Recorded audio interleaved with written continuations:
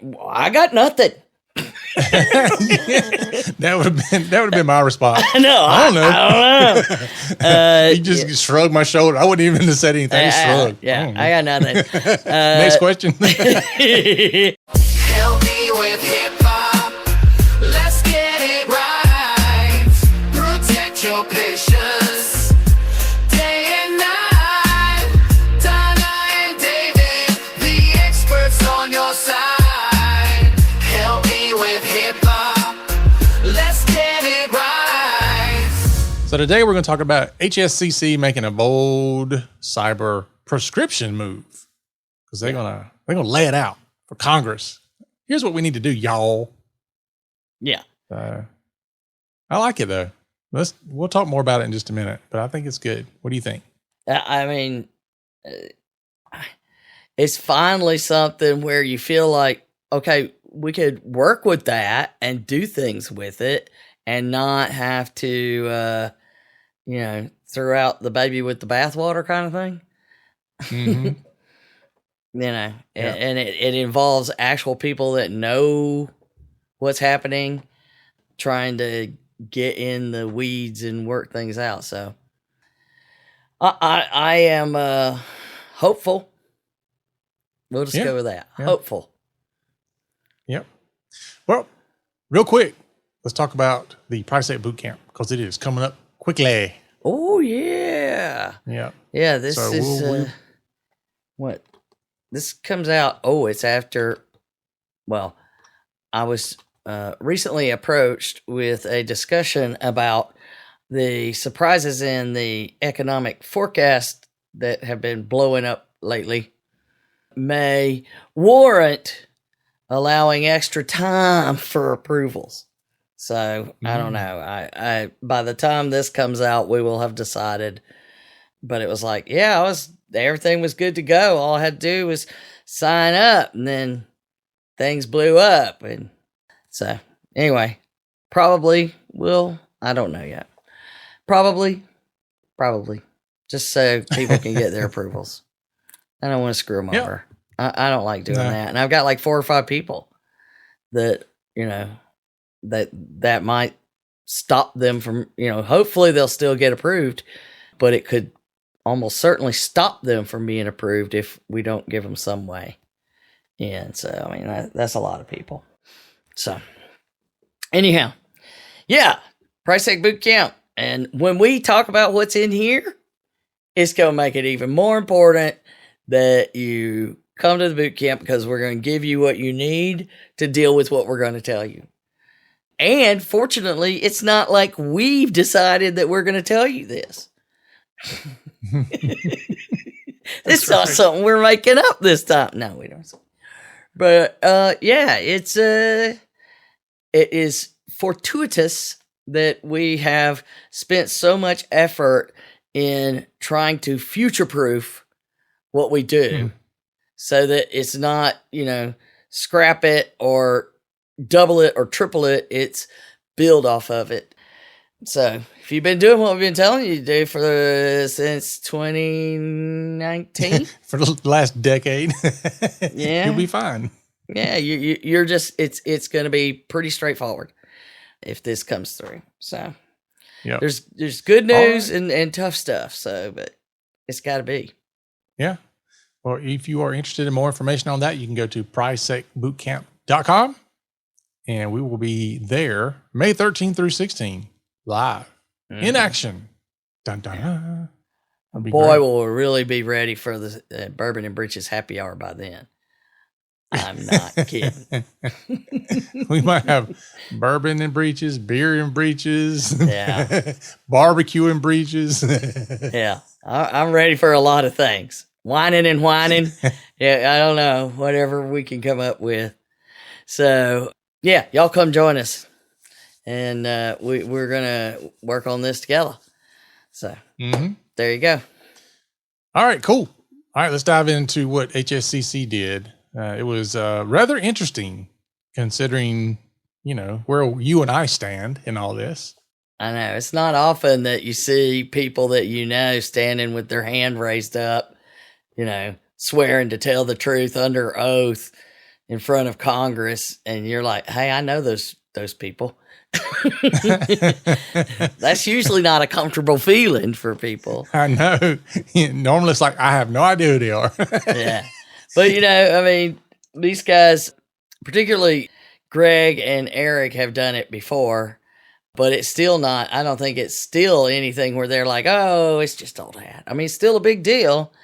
And they had 5 people that were before the commerce, and it's one of those committees on energy and commerce, subcommittee on yada, there's 42 words in it, but they were testifying specifically about the hearing on cybersecurity vulnerabilities in legacy medical devices. And of the 5 panelists, 3 are members of HSCC, and Eric's been on here before. We got to have Greg. We're going to have Greg on here when we get through some of this. After we'll set something up when we're having our meeting next week with Greg. And then Christian, one of the physicians that hosted us at San Diego in November, he's super cool dude and a physician, and he stars in the HSCC cybersecurity for clinicians videos. He's the superstar. He stars in it. Superstar. But, and then there were 2 others that were medical device folks, like really superstars in the medical device world. Dr. Kevin Fu and Michelle Jump. And he's like super, like he's the guy that did like one of the first demos of hacking a pacemaker or something. And so, yeah, he's the OG, man, and was the original acting director of medical device cybersecurity in the FDA Center for Devices and Radiological Health. And then Michelle Jump is the CEO of MedSec. It's a company that specializes in medical device cybersecurity. I mean, we think we're a niche of a niche of niche. Or a niche or a niche. Anyway, that's even more so. So, yeah, Greg Garcia, the ED of HSCC, Eric Decker, and then Dr. Christian Damoff. So, pretty strong list of folks because you've got physicians and Eric's the CISO of Intermountain Health, so he's a major health system. And then HSCC. So, it's a really great group to be speaking to them about this issue. So, and we'll have some links. You can watch the testimony and all of that if you want to, and then links to the written, when you testify before Congress, they tell you what you are going to talk about, and then you write up what you're going to say, and then you read it, and then they get to ask you questions. So, we've got all the stuff that they publish that in advance, and we have some of it, but I don't think I have them all. Probably Greg's and Eric's. But you can find them. Go look for them if you want them. But they didn't pull any punches. They named it, and they pulled the little red wagon out for everybody to see and pointed at all the problems and basically said, the problem's massive and it's not getting better. Yep, we're screwed and nothing's looking good, no matter how we look at it. And so here were some quotes from the testimony, and then we'll get on to the other thing. Is Eric was specifically asked, are there updated estimates on how many legacy medical devices are currently in use across the United States healthcare system? And every one of them were like, we don't even know. We've never tracked it. Yeah. And this is what we've talked about repeatedly when everybody's like, why are we worried about medical devices? I'm like, because we never have. Yeah. It's a gaggle.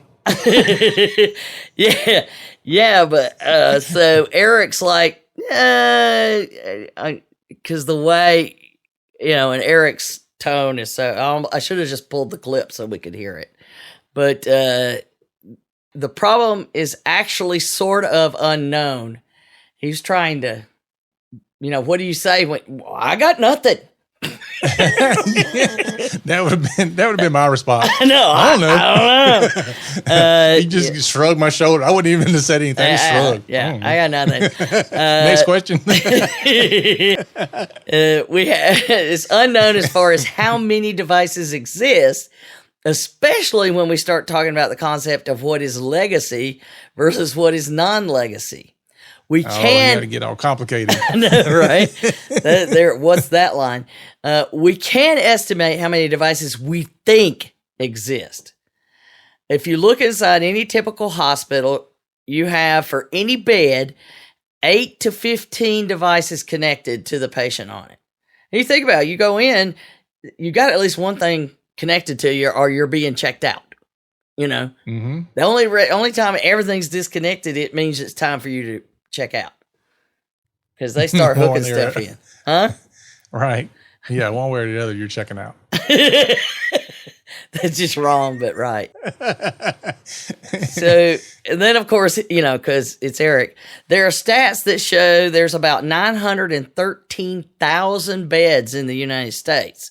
So extrapolating, he got to use a word we would have never pulled out of ours. I wonder if you pulled out an extrapolator. You get to about easily 10 million devices that are out there. Eric, that's a much better answer than mine. Yeah. I would have been like, I don't know.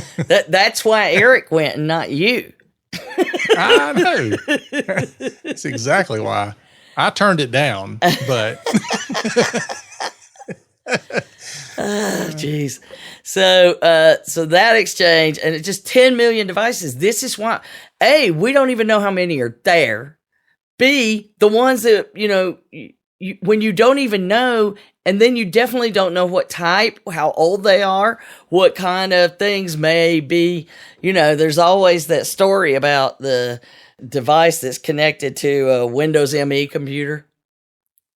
Poke me in the eye. I got one that beats all of that. It wasn't that long ago that, I found a server that was still running DOS programs. Mm-hmm. DOS. It's amazing. We had to run emulators. We had to run emulators to get it to function. Oh, jeez. See, but that's exactly it. These things still work. And so it's a big question of just how much trouble we're in. Because all it's going to take is one. Because how they can explode the use of something, and especially AI right now. And there's a lot of cases where, they did find what appeared to be a backdoor in a medical device that was shipped from China. But then there was another exchange that's a good segue into us talking about the proposal, where the congressman says, Mr. Garcia, during your verbal testimony, you made a statement that surprised me a little bit. It was that medical device security in the medical industry, if I understood you correctly, was the most targeted for cyber attacks. Did I get that right? And Greg goes, the entire healthcare ecosystem, not just medical devices. You can see the guy in the video. He's like, oh, okay.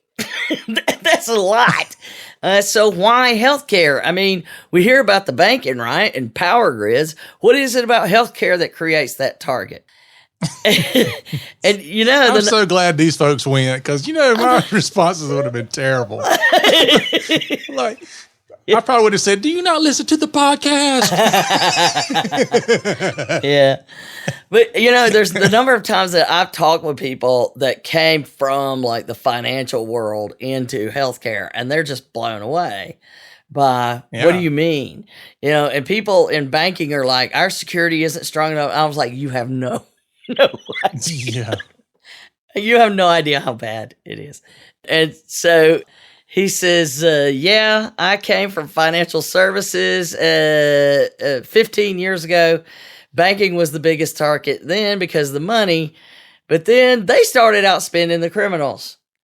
And the problem with healthcare is, first, it's a very widely distributed, multifaceted ecosystem that has a lot of touch points, a lot of vulnerabilities. Yes, it does. Mm-hmm. It's huge. Data is flying all over the place. People don't get it. Secondly, there is less money to spend against cyber threats. Yeah. I mean, you're talking razor thin margins everywhere you go in most of healthcare, except drug money. And it's easy money because when you are like for a ransomware attack, you hold the hacker has control of the hospital. You are forcing the decision on the hospital, pay the ransom and continue to treat patients, or risk, not treating the patients who need me to save their lives and going out of business. That's why. And so it's kind of like, so the dude didn't have a follow-up to that. He was just kind of like, oh, okay. That does sound bad, But, there were a lot where Greg got a lot of opportunities to talk about the work of HSCC. And there's a rural health resource constrained healthcare providers study they did. It's a survey where they interviewed the people. It's not like they just sent out questionnaires. They talked with the folks that are doing the rural health hospitals and small providers and all of that. And he was like, we're going to make some recommendations to help them survive and protect patient safety. And as soon as that comes out, we'll talk about it because I'm really looking forward to being able to talk about it. We've seen some initial drafts. I want to make sure, we don't get to talk about things till they're official.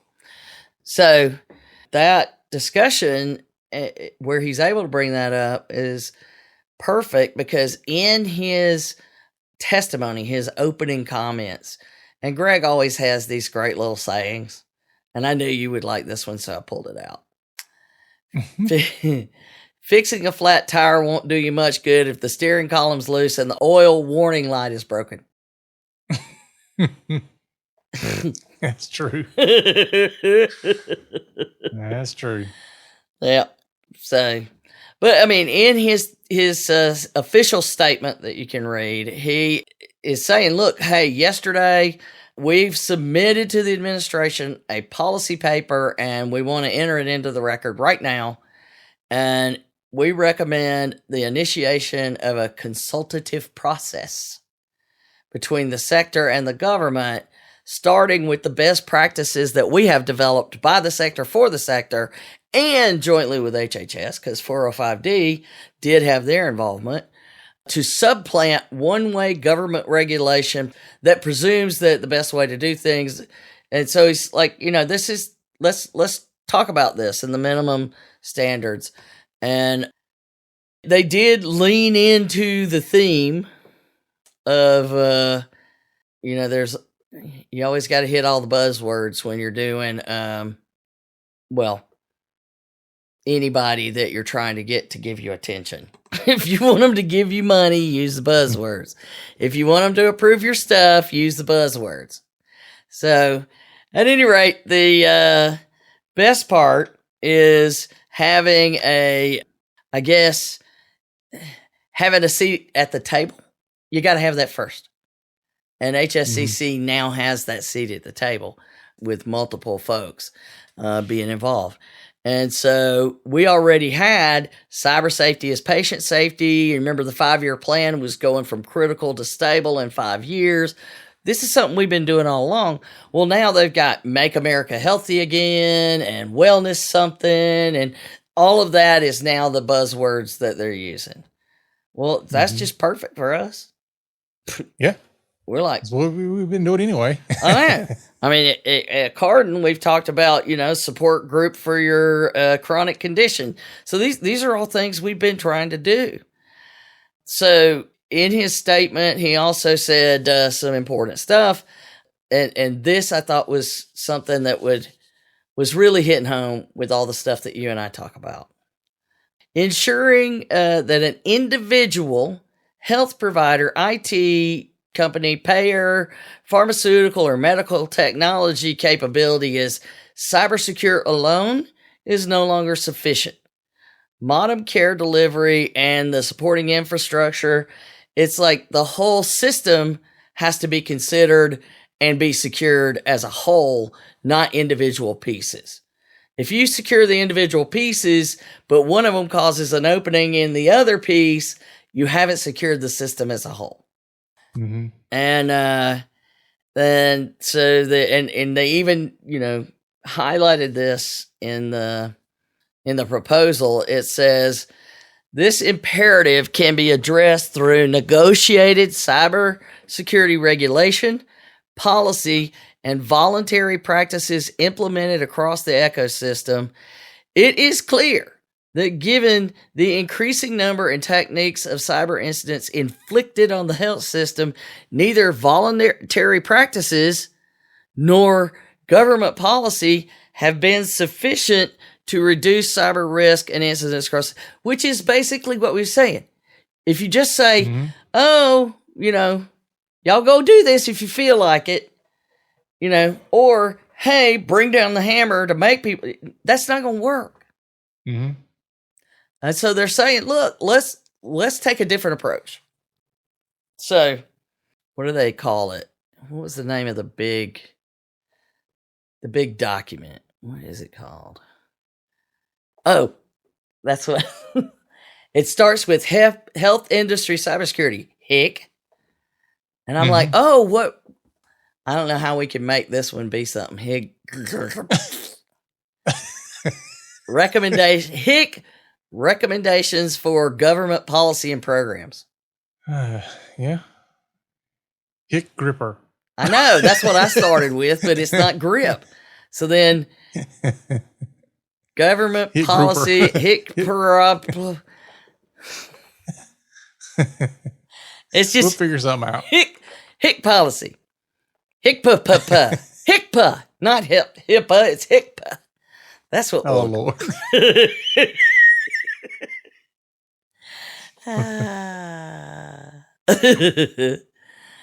So here's the proposal.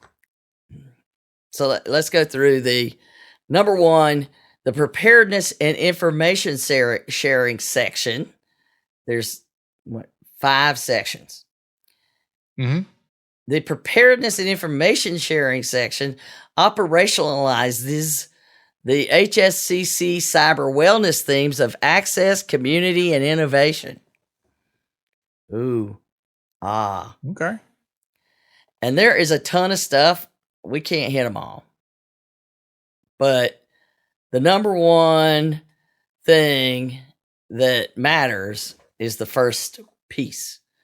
And HHS should join with the HSCC and healthcare stakeholders in a national communications and outreach campaign to the health provider community and the infrastructure, the imperative of cybersecurity is a patient safety issue. Mm-hmm. So what they're saying is we want federated communications strategy across the board, featuring the many healthcare specific cybersecurity practices offered by industry and government that help users to monitor threats. I keep overshooting myself with I've got my wheel locked on spin going through that. Monitor threats, manage risks, secure medtech, respond and recover, and measure effectiveness. Those sound familiar? Yep. Mm-hmm. Huh. Indeed, it does. And what would be healthcare specific cybersecurity practices? I don't know. Maybe hiccup? This offered by industry and the government. That was a joint thing. But there's, we've talked about that. Joint security guidance published by HHS and HSCC tend to have more credibility, reach, and adoption. And I even heard somebody at the HIPAA Summit, one of the vendors, saying, well, yeah, we're encouraging everybody to do Hiccup because it has the stamp of approval from HHS. Why would you not want to do it? Mm-hmm. So we've gone from nobody knows what it is to why would you not want to do it? Now it's taken years. Yeah. Indeed it has. But it does point out procedures for developing joint publications should be formalized and structured similar to how the HHS 405D program and HSCC produced the flagship cybersecurity guide, Health Industry Cybersecurity Practices, Managing Threats and Protecting Patients, and the Hospital Resiliency Cybersecurity Landscape Analysis. So they're talking about hiccup here and why we know hiccup is needed and what we think we should do. Mm-hmm. So we just start right out saying, let's do a 1-year consultative. We're going to help you out. Yeah. We're going to sit down and talk about it. We're going to talk to each other and find something that works for everybody. I think that's the most important thing, is making it work for everybody. Nobody gets everything they want and nobody gets nothing. That's the way it's supposed to work. That's what we call this unique thing, about, compromise. I know it's out there. I'm just going to put it out there. But that's what compromise is. Nobody gets everything. Nobody gets nothing. So you kind of have a balance where everybody gets the middle. So that we have that 1 year where we meet and we do these things. We get people to understand hiccup, and you actively promote hiccup. Yeah. Instead of actively promoting your enforcement, which is what everybody's told them. I mean, Congress has come down on them. You need to enforce more. There's a lot of folks, they're all about that because that's really the only mechanism. But what if we did this, is what they're saying. Huh. Yeah. Worth a shot, because what we're doing is not working. I know. You're not going to get anything. And there's several things along the way of how would we make this work. Remove potential regulatory or legal barriers to the formation of a health provider consortium that would develop and promote uniform minimum cybersecurity standard requirements. And so you're reading this and you're thinking they're going to put this on the providers, right, as you're reading it? I was. Mm-hmm. And then it gets to, for any entity that sells hardware, software, or services to a health system. Model it on, FedRAMP. Yeah. I mean, why are we not doing that? They even did a model contract on medical devices. And they're saying, look, let's make a model contract that says, this is what you're required to do, and you're going to, that language should be in your contract. Now, as a dude holding a company that provides services, what do you think if they did that? What do you think the impact would be if they said, look, here's the minimums you have to meet and put it in a contract that you're meeting it? I mean, is that happening today with the BAA? I don't think it is. No, it's not. I mean, part of me is like, who wants to go through any kind of requirements of anything? But on the other side, we do need it because there's too many MSPs out there, or trunk slammers, as some people call them.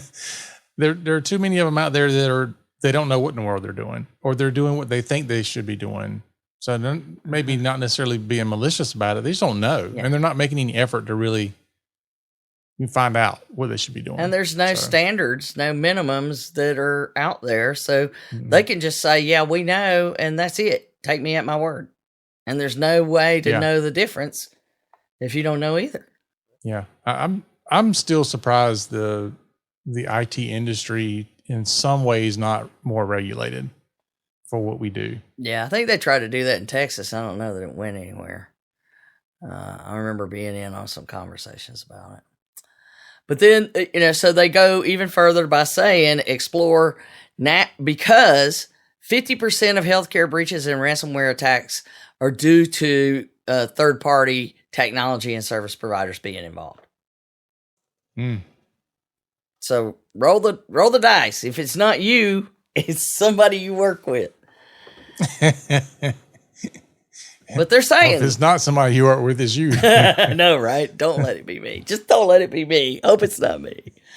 But have it like national security based mechanisms for technology, software, and service providers supporting critical infrastructure. So they're saying all critical infrastructure. I think it's important there to make that note.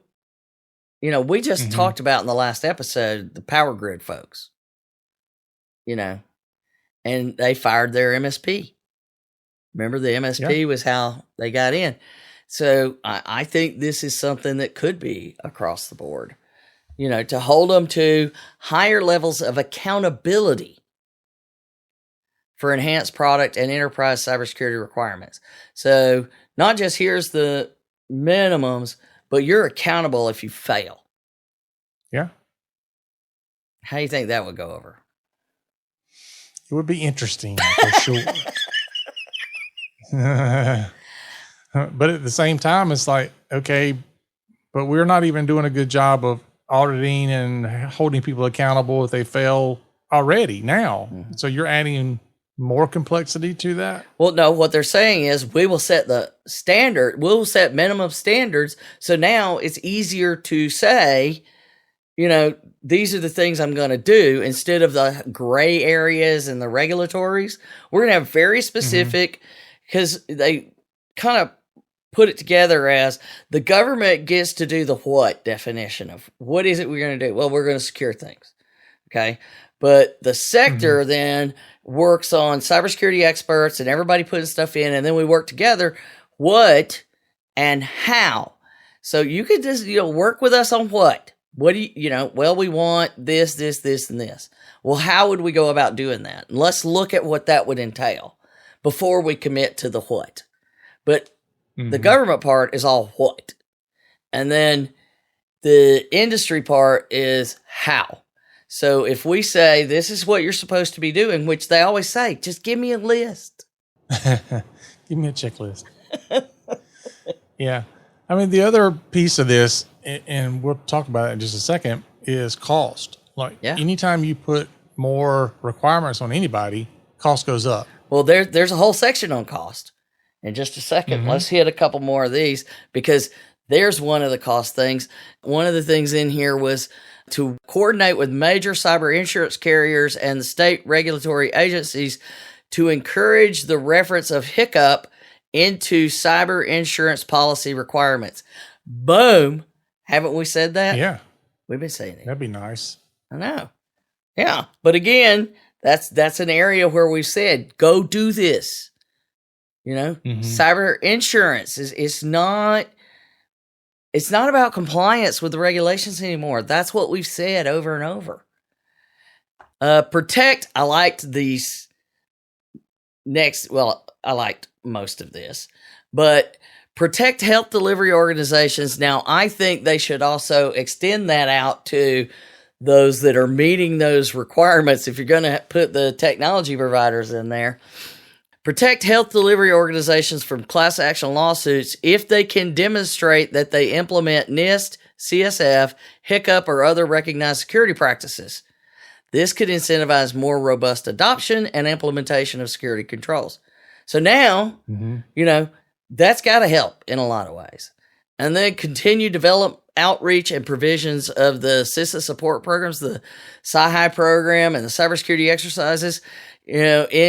Work with healthcare entities to build things that, you know, that cyber hygiene program, you know, we had folks getting in on it before everybody knew about it. Now there became a wait list, and who knows what the wait list is at this point. It was long before. So, you know, give us the tools, but work together to get there. And then number 2, where we operationalize the wellness themes of access and community, is financial support and incentives. And right there it is.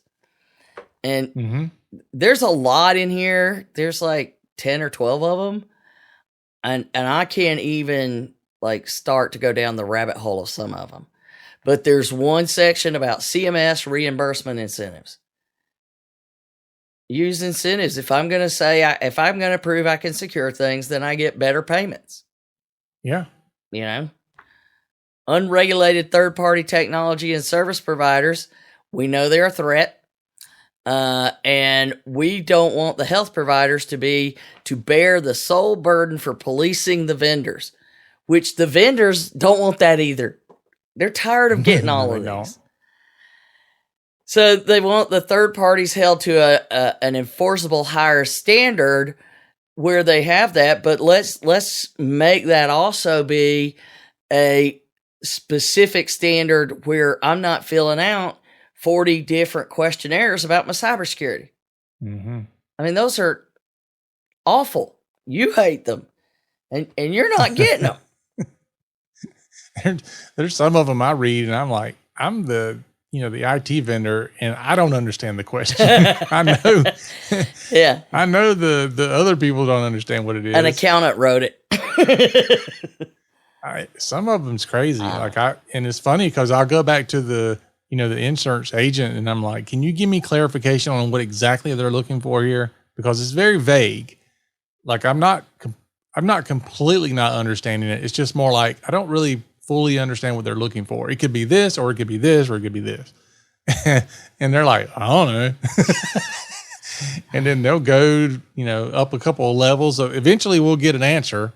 And then it's like, yeah, that's not really exactly what you asked. I know. Yeah.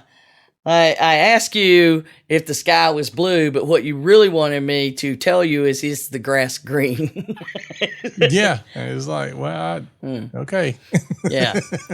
So more on the financial support and incentives, workforce augmentation for cybersecurity skills should be funded at the federal level. It goes into a discussion of that. The maintain and expand the U.S. Department of Agriculture's rural loan program, which is something that we basically stumbled on at some point. It's like two different people, one person that was working on two different things somehow found out that they could take this low-cost loan program and use it to purchase cybersecurity stuff and technology infrastructure stuff. And nobody knew you could do that. They all thought it had to do with something else. That would be huge. Grant programs. This is where they talk about the report that we talked about, the resource-constrained health providers. Yeah. And they want grant programs tailored to the specific needs of those we're going to have to come up with it. Resource RCHPs and make it an ongoing part of a payment structure somehow. CISA and HHS should, I love how they say encourage, because you can't make them. Yeah. Right? Encourage. You just strongly encourage you, like you used to do with the kids. I strongly encourage that you go to bed right now. Yeah, and my kids be like, but you didn't say we had to. I know, right? That's exactly what happens. This is another one with the insurance, though. Encourage the state insurance regulatory agencies to work with the insurance companies to devise incentive programs that tie reduced premiums or improved coverage for participation in Health ISAC. Now, they're real big on this information sharing, and it's great, and I love that. But in the real world of small providers, they don't know what to do with that, right? We would have to find some other mechanism, and I've been talking with some of the Health ISAC guys about what we could do, and we're working on some ideas of how we could be a connector for them, that we filter it somehow. We have to decipher it. Yeah, I mean, it's like, I gotta tell them what to worry about. They just publish it, and they don't have to break it way down. But even if I were to be that, one of the things I was talking with them about when we were in San Diego is, even if I were to be that, let's say we sign up, which it is not cheap. Let me reiterate that we could work out a plan for us to sign up, And then we could then work with X number of smaller entities. But even if I gave, Bertha, who, is the administrator somewhere, at a practice, they're not going to know what to do with it. So it's got to be something that you wouldn't, they can sign up, but then they have to pass it on to their IT provider or to somebody. It's not just Bertha. She can't take action. It doesn't help her to know it. Mm-hmm. And so that's the part I'm trying to figure out. And that's what we were talking about. How can we do it? Well, I hope they do something with the insurance, because right now we don't have a way of really taking a client or a prospect and saying, if you do these things, there's a monetary reward for doing those or a monetary incentive for doing them. We don't really have that right now. What we do when we talk about cybersecurity, we're like, we're going to protect you from downtime that's costly and breaches that are costly. And we're talking about all these things, but it's very easy for somebody to say, yeah, but what if I don't have downtime? What if I don't have a breach? Yeah. Then now you're getting to that area of like we do often. It's like, I don't know if your services are really worth my money. And I'm like, yeah, but you haven't had a breach because of our services. Yeah, but can you prove it? I know, right? Can you prove the negative, please? Yeah. It's like, in some cases I could probably prove it to some degree, but in other times, maybe not. Yeah. It's kind of hard. Yeah. Prove you do a great job by making sure nothing happens. Because nothing happened. I'm not going to pay you. I'm not going to pay you because nothing's happening. Even though you pay me to make sure nothing happens. See, I know. And I'm making sure nothing happens. It's a vicious cycle. Welcome to my world. Which again gets back to having those minimum standards. There's a lot to be said for having those so that you're not just saying blah, blah, blah. Which is the next one: fund or incentivize qualified managed service security service providers to assist critical access, safety net, and rural emergency hospitals to remediate urgent vulnerabilities or mitigate threats. Meaning, let's fund or incentivize them to be essentially on call for emergencies in those critical access, safety net, rural hospitals where they're under-resourced. I got a lot of questions on this one. Yeah. But we won't go there. Well, but I mean, that's why we're lucky we have a seat at the table. I know. We'll be there next week sitting at the table. But and again, you look at the providers, the service providers that work with the huge entities, it's a whole different world than the ones that work with the smaller ones. And that's another point they're making here is Hiccup is designed. There's a whole section on dealing with the small and medium, not just the medium large. And, that's the whole point of it. And we look at these things and figure out how can we apply them in the different sizes. They suggest a reference of federal subsidies and grants the government can fund cybersecurity services, tools, and education. It's a reference tool so that you don't just have to wonder, like us stumbling on the USDA stuff. Create a reference guide. Here is how you can get help. That would be great. And it's across agencies, not just within HHS. That would be awesome. Number 3 area is incident response and recovery, operationalizing the community and innovation wellness themes. I liked several of these. We're just going to hit some. Health systems are burdened with multiple differing report forms and overlapping requirements of the same incident. That is absolutely the case. And incident reporting timeframes and methodologies be standardized across government regulatory entities. I don't know how that would ever happen, but hey, if you don't put it out there, it's part of, I put it out there. I know that's really going to be near impossible, but at least that's something that I could just know that I'm going to struggle to get. So, yeah. Well, this next one here, not only is it very possible, but it's almost like, why do we even have to say this? I know. Go ahead. Go ahead. Yeah. So cyber attack victim reporting requirements should be waived while an incident response is underway.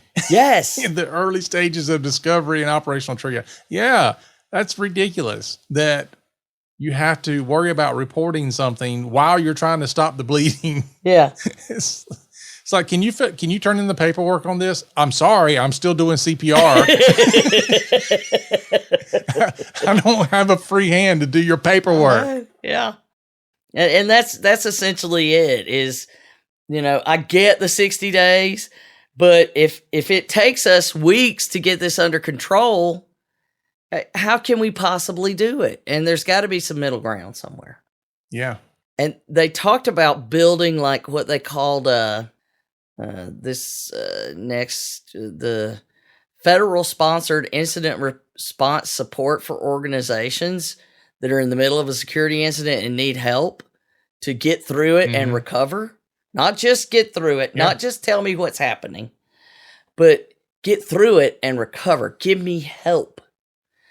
And they called it like they had some sort of like a 911, cybersecurity 911. All of a sudden, now as a kid, I love watching Emergency. I don't know if you're old enough to remember that. Oh, I remember that? Vaguely. Where vaguely. Yeah. My grandparents watched it. Shut up. Anyway, I still hear the boom, boom, boom, boom, boom, boom. That's always at the beginning where they come running out to the truck. And that's where you see everybody and they shoot to their faces. They're running to the truck, because Anyway, that's what we're going to have, David. We're going to have that. It's going to come over our phones though. And we'll run to the truck. Is that what it is? Yeah.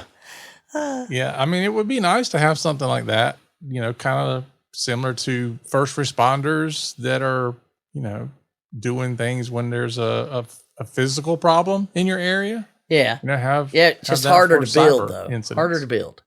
Oh, it's much harder to build. Yeah. Cause you're not going to have your cybersecurity team just waiting around for something. Ain't nobody going to pay you to do that. What do you mean? That's what we do. We just sit there all day. I know. We just wait for somebody to call.